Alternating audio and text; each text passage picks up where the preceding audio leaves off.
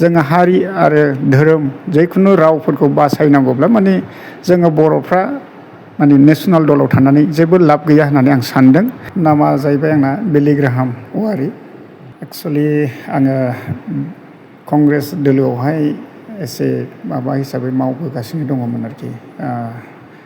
दायो दा आङो कंग्रेसखौ टेक खालामनानै फैनायनि मेन उद्देस्यआ बेनो जाहैबाय जोङो गोबां बिदिनो बर' हारिया दिनैसिम गोदाव सोराव साननानै दङ जेन'बा कंग्रेसआ मोनसे जाथि धोरोम बासियालासे जौगाथाय लाबोगोन बा माबा मोनसे लाबोगोन बेफोरबायदि आसा आरो बरसाजोंहाय कंग्रेस दोलोआवहाय गोबां मानसियानो हास्थायदों।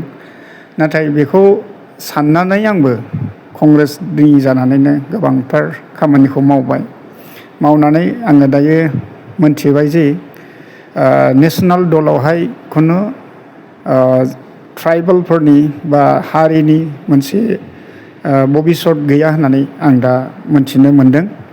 जेरैबायदि जोंहा बर'फ्रा दिनै 6 सिडुल दं 8 सिडुल दं।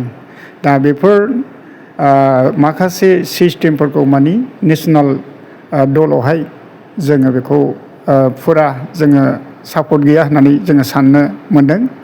दा बे खेबावहाय आङो सानबाय माने दायो नेसनेल दलाव जों थानानै मा जाबावनो जोङो हारि आरो धोरोम जिखुनु रावफोरखौ बासायनांगौब्ला माने जोङो बर'फ्रा माने नेसनेल दलाव थानानै जेबो लाब गैया होननानै आं सानदों।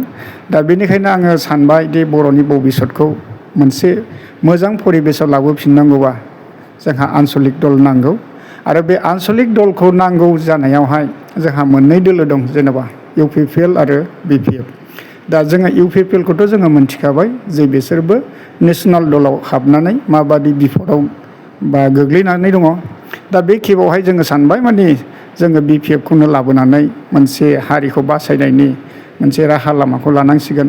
बेबादि थांखिजों बेबादि सानस्रिजों आङो दिनैहाय BPF दोलोआव जयेन जाफैबाय।